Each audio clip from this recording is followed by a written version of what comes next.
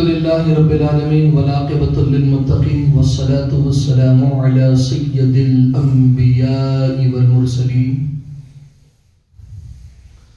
وعلى آله وأصحابه وأزواجه وذرياته وأهل بيته أجمعين أما بعد فأعوذ بالله من الشيطان الرجيم بسم الله الرحمن الرحيم فقل تعالوا ندعو أبناءنا وأبناءكم ونساءنا ونساءكم وأنفسنا وأنفسكم ثم نبتهل فنجعل لعنة الله على الكاذبين فقد قال الله تبارك وتعالى في كلامه يا أيها الذين آمنوا اتقوا الله وكونوا مع الصادقين صدق الله العظيم وبلغنا رسوله النبي الأمين المكين الكريم ونحن على ذلك من الشاهدين والشاكرين والذاكرين والحمد لله رب العالمين اے مظہر نور خدا بلغ العلا بکمالہ یعنی مولا علی مشکل کشا کشف الدجا بجمالہ حسنین جان فاطمہ حسنت جمیع خصالہ سرور محمد مصطفیٰ صلو علیہ وآلہ لی خمسۃ نطفی بہا حر الوباء الحاطمہ المصطفى والمرتضى وابناهما والفاطمة ما بعدهم من نسلهم قد جاءني من قبلهم العابد والباقر والصادق والكاظم ثم الرضا ثم التقي ثم النقي ثم عسكري ثم مهديا هاديا حضرت امام الخاتمة نادي عليا مظهر العجائب تجده عونا لك في النوائب كل هم وغم سينجلي وبولایتك یا علی یا علی یا علی آئیے ایک مرتبہ بارگاہ حضور میں درود پاک پڑھ لیں اللہم صلی علی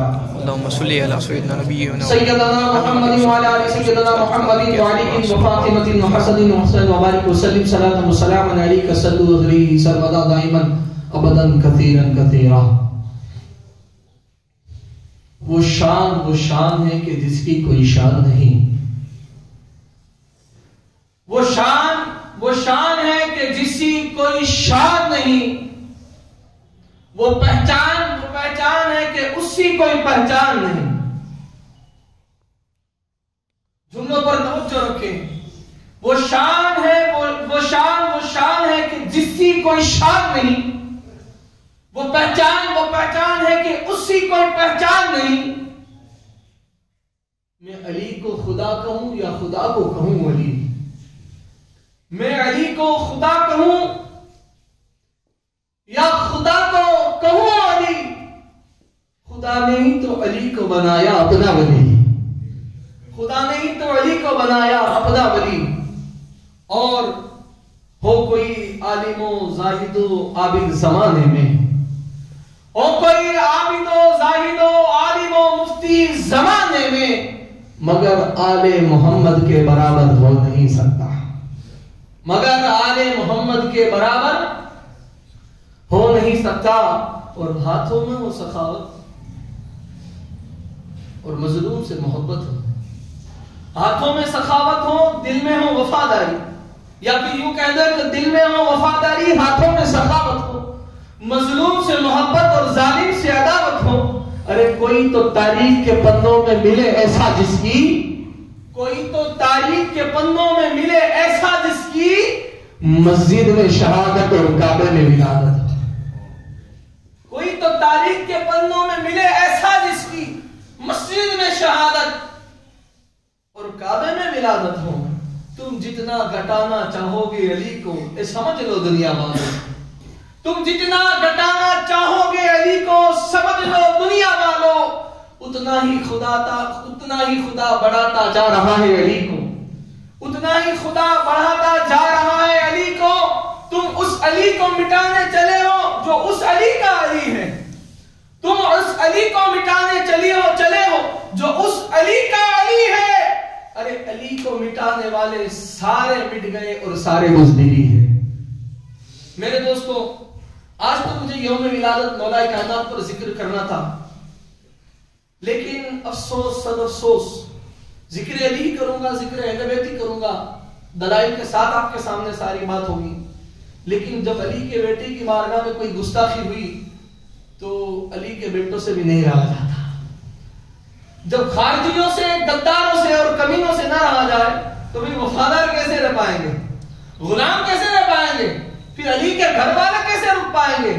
اب تو بظاہر وہ ہو گیا، کسی نے بہت پہلے کہا تھا، اور الحمدللہ میں تو بار بار یہ کہتا رہتا ہوں، لیکن اس نے جب سے کہا تھا تب یہ سچ کہا تھا، اور اب وہ سمے مجھے نظر آ گیا ہے کہ میدان میں آ گئے ہو تو کھل کے بات ہو، میدان میں آ گئے ہو تو کھل کے بات ہو۔ ہم تو علی کے ساتھ ہیں، تم کس کے ساتھ ہو؟ اور جتنے علی کے ساتھ تھے سب غریب نواز کے ساتھ تھے، بولو نا سبحان۔ جتنے علی کے ساتھ تھے سب اجمیر میں دکھائی دیا، سب علی کے ساتھ تھے، سب غریب نواز کے ساتھ تھے، غریب نواز کی اولاد کے ساتھ تھے۔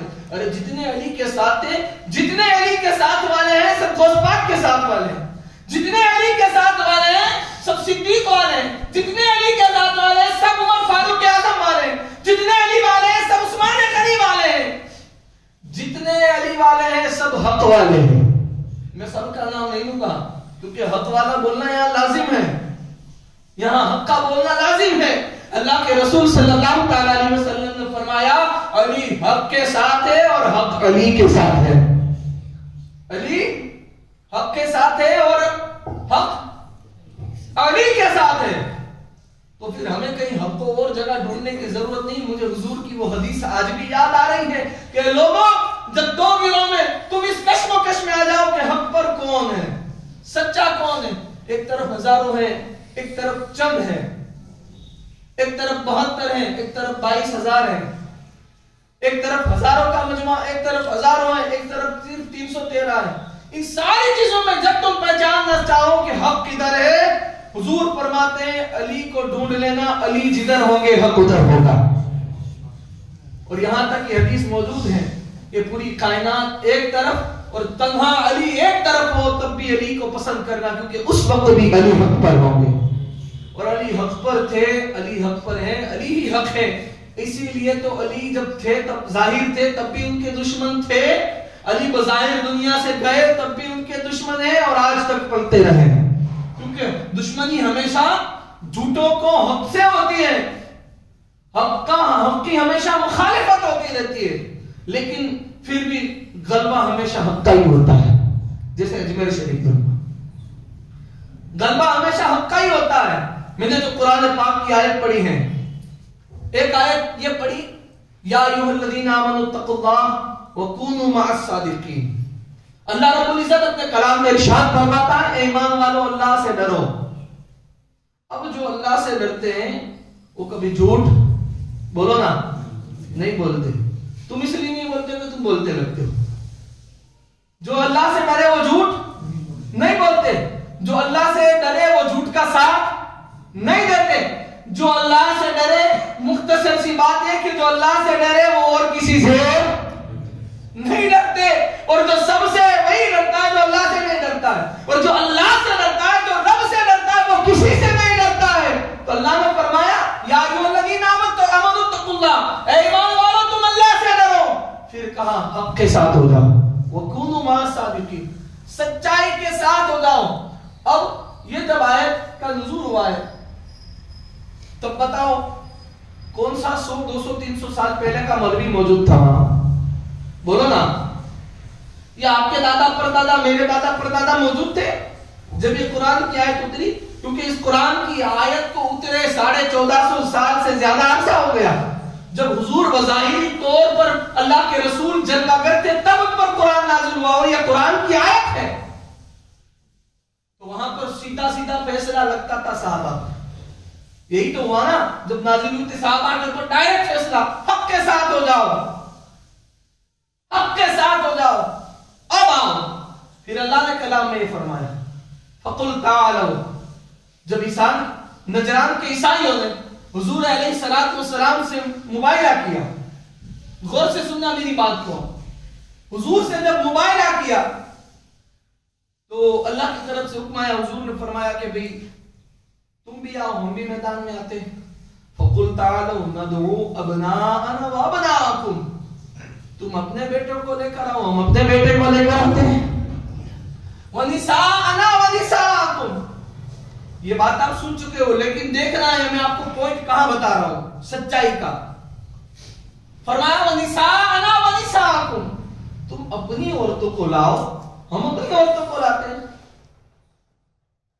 وَأَنفُسَنَا وَأَنفُسَكُمْ، تم اپنے نفس کو لاؤ، تم اپنی جان کو لاؤ، ہم اپنی جان کو پیش کرتے ہیں۔ پھر کرنا کیا ہے؟ تم اپنی عورتوں کو لاؤ، اپنے بچوں کو لاؤ، تم اپنی جان کو لاؤ، اپنے نفس کو لاؤ، تو کرنا کیا ہے؟ آپ یہی سوچتے ہوں گے اب آپ لا کر کرنا کیا ہے؟ اللہ نے فرمایا حضور سے، حضور نے کہا عیسائی نجران کے عیسائی جو مباہنے کے چیلنج میں آئے تھے ان سے کہ اگر تم سچے ہو یا ہم سچے، دیکھنا ہے، اگر فیصلہ کرنا ہے تو آ جاؤ میدان میں۔ کس طرح؟ تم اپنے بچوں کو لاؤ، ہم اپنے بچوں کو لے کر آئے، تم اپنی عورتوں کو لاؤ، ہم اپنی عورتوں کو لے کر آئے، تم اپنی جانوں کو اپنے نفس کو لے کر آؤ، ہم اپنی جان کو اپنے نفس کو لے کر آئیں۔ وَأَنفُسَنَا وَأَنفُسَكُمْ ثُمَّ نَبْتَهِلْ فَنَجْعَلْ لَعْنَةَ اللَّهِ عَلَى الْكَاذِبِينَ، پھر میدان میں بیٹھ کر رب سے کہیں گے جو جھوٹے ہیں ان پر لعنت فرما، جو جھوٹے ہیں ان پر لعنت فرما۔ اب جب یہ بات ہوئی کہ بھئی تم اپنے بچوں کو لاؤ، ہم اپنے بچوں کو لاتے ہیں، تو حضور اپنے بچوں میں امام حسن اور حسین کو لائے تھے۔ کس کو لائے؟ حسنین کریمین کو۔ تم نے جس بارگاہ میں یہ بے ادبی کی ہے نا، اس غریب النواز کے دادا حسین کو اٹھا کر حضور آئے تھے۔ حسن کو ہاتھ میں لائے، حسین کو اٹھائے، حسن پاک چل رہے ہیں۔ سیدہ پاک یہ پہلی بار زندگی کا موقع ہے کہ کھلے آسمان کے نیچے شہزادی رسول شہزادی بطول آئی ہے۔ یہ پہلا موقع تھا کہ ام ابی آپ کھلے آسمان کے نیچے آئی ہے، یعنی پیچھے سیدہ پاک ہے اور ان کے پیچھے مولا علی پاک ہے۔ یہ 5 ذات ہے۔ کتنی؟ 5 ذات ہیں، 5 لوگ ہیں، محمد، علی، فاطمہ، حسن اور حسین۔ یہ 5 لوگ ہیں بیدم، یہی تو 5 ہے مقصود کائنات۔ ان خارجیوں کو سمجھ میں نہ آیا جب بیدم نے بہت پہلے کہہ دیا تھا، بیدم نے بہت پہلے کیا تھا کہ بیدم یہی تو 5 ہے مقصود کائنات، خیر النساء حسین و حسن مصطفیٰ علی۔ اور میں یہاں کہہ دوں تم بڑی بڑی داڑیاں اور بڑی بڑی ٹوپیوں کو دیکھ کر فیصلے مت کرنا کہ یہ مولوی سچا ہوگا یا وہ باپو سچا ہوگا۔ سچا ہمیشہ وہ ہوتا ہے جو ادب والا ہوتا ہے، اور علم کو دیکھ کر بھی توقع نہ کرنا کہ اس ٹولوں میں 50 مفتی تھے، 25 عالم تھے، 10 حافظ تھے۔ سن لو، اگر یہ دیکھ کر تم اندازہ لگاؤ گے تو کربلا کے میدان میں جیسے گمراہ ہوئے تھے 22,000، اس طرح تم بھی گمراہ ہو جاؤ گے۔ کس طرح؟ اٹھاؤ تاریخ اور پکڑ کر دیکھ لو، تاریخ کے صفحات کو پڑھو، تاریخ بتا رہی ہے اس یزید یوم میں 22,000 کے لشکر میں 700 حافظ قاری اور عالم موجود تھے۔ کتنے؟ یہ آنکڑا یاد رکھنا، کتنے؟ 700 اس میں بھی تھے۔ اگر اوپر اس سے جاؤ، اس سے اوپر آخر میں اوپر تک چلے جاؤ تو ابلیس جسے کہتے ہیں، جس کا نام عزازیل تھا، جو فرشتوں کا سردار تھا، جس کو اللہ نے اتنا علم عطا فرمایا تھا اور اتنا علم والا تھا کہ ایک جھولا کھا لے تو ادھر 70,000 کو، اور ایک جھولا کھا لے تو ادھر 70,000 فرشتوں کو سبق دے دیتا تھا۔ اتنا بڑا عالم تھا۔ یہ اتنے تو نہیں ہے نا، یہ ان کے شاگردوں میں ہی ہے، اتنے تو نہیں ہے، استاد کے برابر تھوڑی ہو گئی ہے۔ پھر بھی وہ فرشتوں کا سردار ہو کر ایک ادب نہ لا سکا۔ نور مصطفیٰ کو سجدہ کرنے کا جو رب کا حکم ہوا کہ اے فرشتوں اس جدول آدم، میرے آدم کو سجدہ کرو، نہ کرا۔ فرشتوں نے 2 کیے، ایک رب کے حکم کا سجدہ کیا اور دوسرا شکر کا سجدہ کر دیا۔ آج ہم بھی ہر نماز میں 2 سجدے کرتے ہیں نا، وہ ایک نہیں کیا، ایک ادب نہیں بجا لایا، لعنتی ہو گیا، ابلیس ہو گیا۔ میں کہتا ہوں اسی رسول کے نواسے کے بیٹے کی بارگاہ میں تم نے ادب نہ کیا تو کیا کیا؟ تم نے کس کی سنت ادا کی؟ امامہ باندھنا سنت والو، کیا تمہیں یہ پتا نہیں کہ کہ حضور یا رسول اللہ یا ان کی اہل بیت یا اللہ والوں کے دربار میں کس طرح ادب سے رہا جاتا ہے؟ تمہیں پتا نہیں تھا؟ تم تو مائکوں پر اسٹیجوں پر سب کو ادب سکھاتے ہو. اس وقت تم ادب کہاں بھول کر آئے تھے؟ اور تم نے جو وہاں پر صدقے مانگے ہیں، بتاؤ مجھے حدیث میں، قرآن میں، چھوڑو یہ بھی چھوڑو، کسی تاریخ میں بتاؤ، تاریخ کی کتاب میں بتاؤ یا کسی اولیاء اللہ کی زبان سے دکھاؤ کہ تم نے جو وہاں پر صدقے علی سے بغض رکھنے والے کے، علی کے دشمن کے صدقے علی کے بیٹے کی بارگاہ میں مانگے ہیں، کیا اس سے پہلے کسی نے مانگے ہیں؟ اور بظاہر سی بات ہے، آپ ہی ایمانداری سے فیصلہ کریں، آپ جیسا مانگو گے ویسا ملے گا کہ نہیں؟ بولو نا یار، بولو نا سبحان اللہ زور سے. ہاں آپ تو نہیں ہو نا اس میں، آپ جیسا مانگو گے ویسا ملے گا کہ نہیں؟ ہاں آپ جہاں جیسا سوال کرو گے ویسا آپ کو عطا کیا جائے گا. تم نے جیسا صدقہ مانگا، خادموں نے، غریب نواز نے خادموں سے ویسا دلوا دیا. تم نے جیسا مانگا ویسا دلوا دیا. اگر تم وہاں حسین کا صدقہ مانگتے تو تمہاری قسمت سنور جاتی. اگر وہاں تم حسن پاک کا واسطہ دیتے تو تمہاری تقدیر بن جاتی. اگر وہاں تم علی کے لالوں کا صدقہ، علی کے لال کے دربار میں علی کا صدقہ مانگتے تو تم دوزخی سے شاید حور کی طرح جنتی ہو جاتے. اگر وہاں تم عطا رسول کی بارگاہ میں رسول کا وسیلہ پیش کرتے یا سیدہ پاک کا صدقہ مانگتے تو تمہارے وارے اور نیارے ہو جاتے، پھر یہ لاٹھی وارے نہ ہوتے. لیکن تم نے مانگا ہی کچھ ہو. تم نے جو مانگا، میرے غریب نواز وہ ہیں، ہم یہ کہتے ہیں، کوئی سوال کرتا تھا باپو چور چوری کر لیتے ہیں اس کو بھی مل جاتا ہے. میں نے کہا کہ وہ بارگاہ غریب نواز ہے، وہ بارگاہ غریب نواز ہے. اور یہ وہ غریب نواز کی بارگاہ ہے کہ جہاں پر بڑے بڑے تاجور بھی بھکاری بن کر آتے ہیں، فقیر بن کر آتے ہیں، غریب نواز کے در کے غلام اور کتے بن کر آتے ہیں، کیونکہ وہ علی کے لال ہیں. اور علی کے لالوں کے سامنے، علی کے لالوں کے سامنے کبھی بادشاہ بن کر نہیں جایا جاتا. وہاں جایا جاتا ہے تو فقیر بن کر جایا جاتا ہے، گدا بن کر جایا جاتا ہے. اور آؤ میں ایک حدیث اور بتا دوں، یہ حدیث پاک میں مفہوم ہے، بتایا گیا، سن لینا، مولویوں نے بھی بیان کیا اس روایت کو. فرماتے ہیں کہ جو کوئی انسان اگر کسی بادشاہ کی تعظیم کے لیے نہ اٹھے تو کوئی بات نہیں. غور سے سننا، کوئی منسٹر، پرائم منسٹر یا بڑے سے بڑے عہدے والے کی تعظیم کے لیے، ادب کے لیے نہ اٹھے تو کوئی بات نہیں. لیکن فرمایا کہ جب بھی حضور کی آل آئے،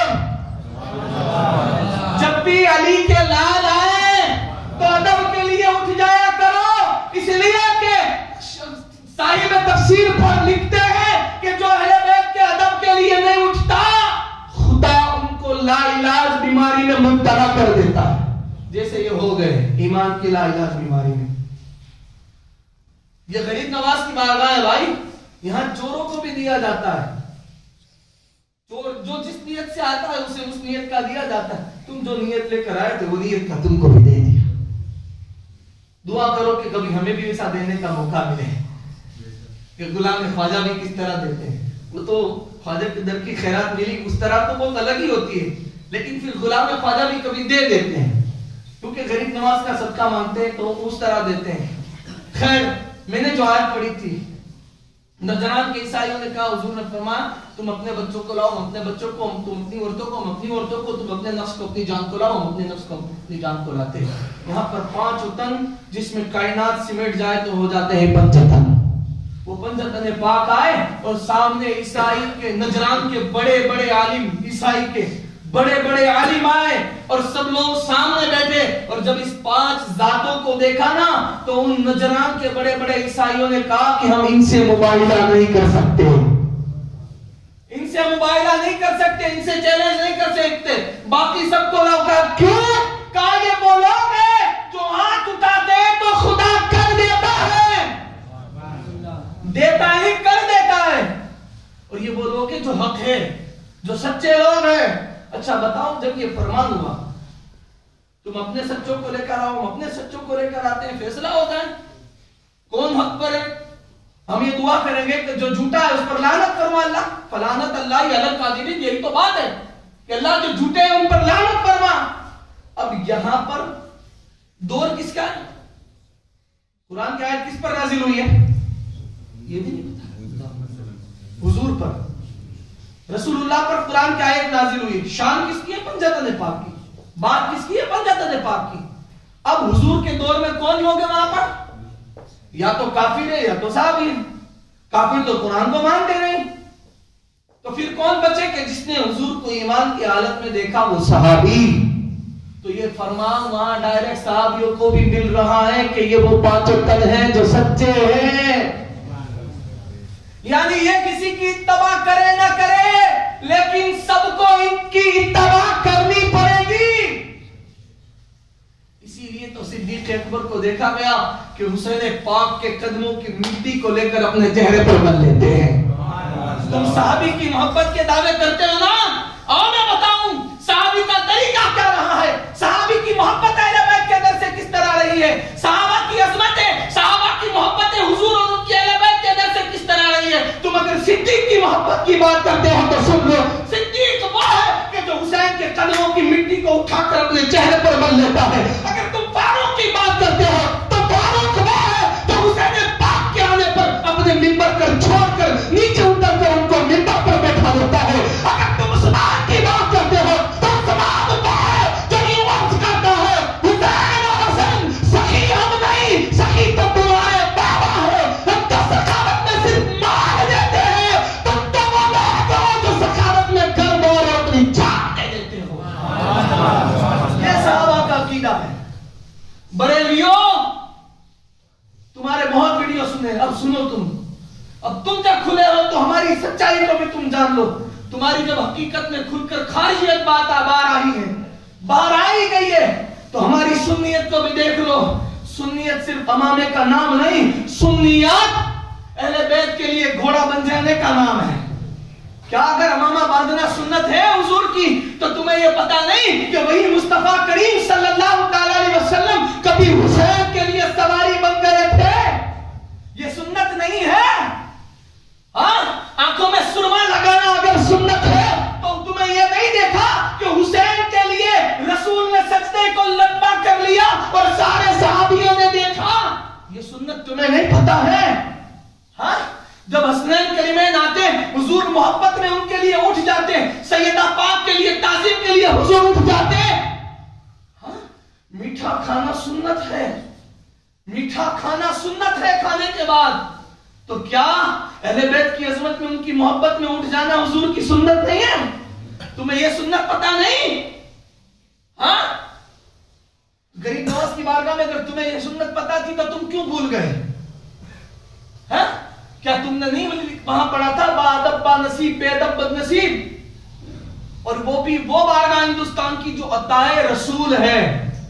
وقت ہو رہا، میں آپ کے لیے معافی چاہتا ہوں، لیکن یہ وقت کی ظاہری سچائی ہے. آج اس ممبر سے اگر یہ باتیں نہ ہو، ان کا حق ادا نہ ہو، تو میں کہتا ہوں وہ ممبر پر کھڑے رہنے والا بھی بنو امیہ والا ہے کہ جو بک چکا ہوگا.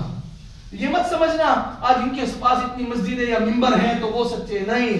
ایک دور ایسا بھی گزرا ہے، میں آپ کو حوالہ پڑھ دوں ورنہ آپ کہو گے باپو یہ کہاں سے اٹھا کر لائے. اٹھا کر دیکھ لو، تاریخ تگری، تاریخ شامی، ہاں، تاریخ اسلام پڑھو. اس میں لکھا ایک دور ایسا بھی گزرا ہے کہ بنو امیہ کے کتوں نے ممبر پر علی کو گالیاں دی ہیں.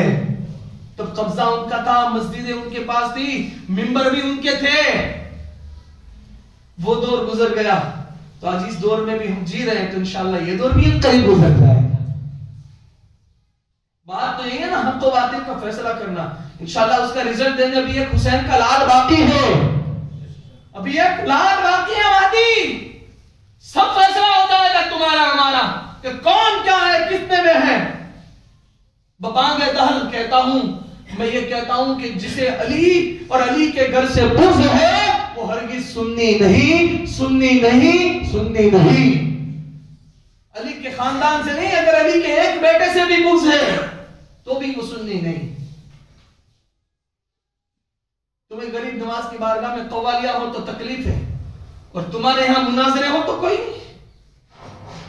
ہاں، تمہیں اگر غریب نواز کی بارگاہ میں محفل شمع ہو تو تکلیف ہو، تمہارے یہاں مجرا ہو تو کچھ نہیں. ہاں، تمہیں اگر غریب نواز کی بارگاہ میں ان کے بابا علی کا ذکر ہو یا علی کے نام کے نعرے لگے تو تکلیف ہے. تمہاری یہاں کتوں کے ان کے غلاموں کے نعرے لگے تو خوش ہوتے ہیں. تو بتاؤ آپ کی ایمانداری سے آخری میں فیصلہ کر دینا. ہاں آپ میری شادی میں اپنی مثال دے دوں, آپ میری شادی میں کسی اور کے باپ کے گیت گاؤ تو اچھا لگے گا؟ بولو نا. یا آپ کی شادی میں کوئی اور دوسرے کی بات کی جائے تو میں نے بہت سارے پڑھا ایک کی ہے لیکن پڑھائے بہت سارے میں نے. ہاں میں کسی کی شادی میں, ہاں کسی رفیق کی شادی میں کہہ دوں کہ عثمان کا نکاح تو اچھا لگے گا؟ تو غریب نواز کی بارگاہ میں تم جا کر دوسروں کا ذکر کرو تو وہاں پر اچھا لگے گا؟ کیوں کرتے ہو ایسا؟ تم اگر حضور کے سچے غلام ہو تو اللہ رسول کی بارگاہ کا ادب کرنا سیکھو, اللہ والوں کی بارگاہ کا ادب کرنا سیکھو. کیا مولانا احمد رضا خان فاضل بریلوی نے تمہیں یہی سکھایا ہے؟ کیا تم ان کے پیروکار ہو تو انہوں نے یہ کیا ہے؟ تم کس طرح اپنے آپ کو صحیح العقیدہ سنی بریلوی کہہ رہے ہو؟ کون سی سنیت تم میں باقی رہ گئی ہے کہ تم کہہ رہے ہو؟ تمہارے پاس اگر سنیت رہ گئی ہے تو بس اس ٹھیکے والے رہ گئی ہے کہ جو زیادہ علی کا ذکر کرے تو کہ وہ شیعہ ہے, اہل بیت کا ادب زیادہ کرے تو کہ وہ شیعہ ہے, بریلوی کو نہ مانے تو کہا وہابی ہے.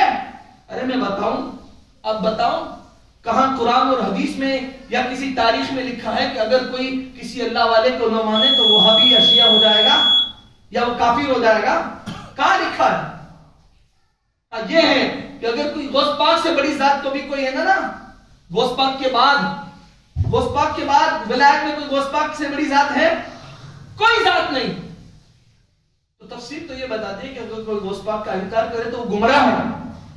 اور یہ کیسے بدبخت لوگ ہیں, کتنے بدذہن لوگ ہیں کہ ذرا سی بات اگر کوئی سچ کہہ دے, ان کی فیور والی نہ ہو, ان کے مولانا کی فیور والی نہ ہو, ان کی تعریف والی نہ ہو, سچائی کی والی ہو, تو ان کو اتنی مرچیاں لگ جاتی ہے کہ یہ تو وہابی ہو گیا ہے. یا تو یہ ان کے پاس اگر کوئی سچے عالم نے یا سچے سادات نے سچائی بیان کر دی, یہ تو کافر ہے, اس کا عقیدہ خراب ہے. اللہ اکبر. نادانوں, میں کہتا ہوں خدا کے لیے سنبھل جاؤ. تمہارا عقیدہ خراب ہے یا ان کا عقیدہ خراب ہے, یہ تو حشر میں پتہ چلے گا جب مصطفیٰ اپنی اولاد کی بخشش کر پائیں گے. تم غلام بن کے اتنے بڑے دعوے کرتے ہو, اولادوں سے بغض رکھتے ہو, یہ تو غریب نواز کی بارگاہ میں پتہ چل گیا, ورنہ ہم تو تمہیں بہت اچھے سمجھتے تھے, لیکن ہماری سوچ سے تم زیادہ برے نکلے. اللہ اکبر. خیر, اللہ رب العزت کی بارگاہ میں دعا ہے کہ میرا مولا پنجتن پاک کے صدقے, حضور کے صدقے, غوث پاک کے صدقے میں تا دم آخر جب تک یہ زندگی رہے ہمیں حق بولنے, حق سننے اور حق پر رہنے کی توفیق عطا فرمائے. اگر جب ہمارا حق سے ہٹنا ہو تو اللہ ہمیں اس حق پر سے ہٹنے سے پہلے حق پر ایمان کے ساتھ موت عطا فرمائے. ہم تو یہ دعا کرتے ہیں, نہ کسی کے ٹکڑوں کی فکر تھی, نہ ہمیں آج کسی کے ٹکڑوں کی فکر ہے. ہم کل بھی سیدہ کے ٹکڑوں پہ پلتے تھے, آج بھی سیدہ کے ٹکڑوں پہ پلتے ہیں. دنیا و آخرت میں جو رہنا ہو چین سے, دنیا و آخرت میں جو رہنا ہو چین سے, جینا علی سے سیکھ لو, مرنا حسین سے. اللہ رب العزت ہمیں پنجتن پاک کی محبت میں زندگی اور انہیں کی محبت میں موت عطا فرمائے. ہمیں نبی آل نبی اور اصحاب نبی کا اللہ ہمیشہ وفادار فرمائے. وما علینا الا البلاغ.